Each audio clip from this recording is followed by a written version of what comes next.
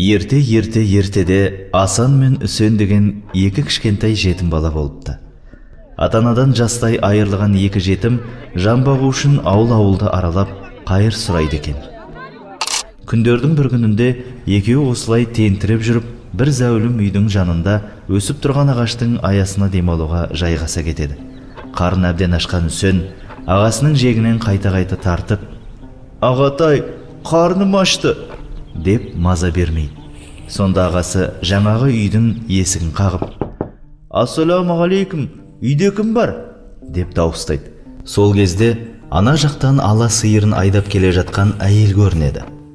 Бұл өзі сараңдығымен аты шыққандықтан Сараң бике аталып кеткен әйелдің үйі екен.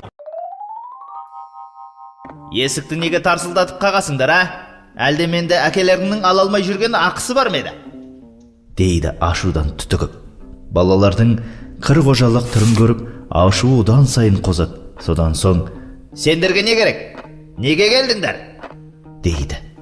Асан мен Үсен өздерінің жетім екендерін айтып, жүрек жалғау үшін бір жапырақ нан сұрайды.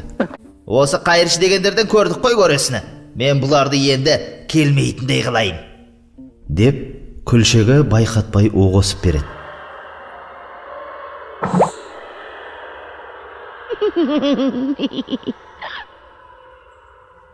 Балалардың қайыр сұрап тұрғанын көрген көрші әже оларды үйіне кіргізіп, жуындырып, қарындарын әбден тойғызып шығарып салады.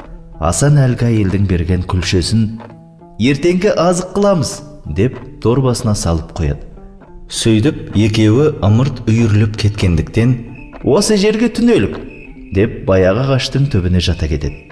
Сөйтіп, алаңсыз ұйқыға кеткен екеуін азанда Сараң бикенің айбайлаған дауысы оятады. «Ойбай, ойбай!» Кешегі ала сиыр ағаштың түбінде теңкей бөліп жатыр екен. Сөйтсе, таңертең өріске шыққан сиыр балалардың бас жағында жатқан дорбадағы күлшені жей бөліп қалыпты. Жақсылық қылсаң да, жамандық қылсаң өзіңе деген осы болса керек.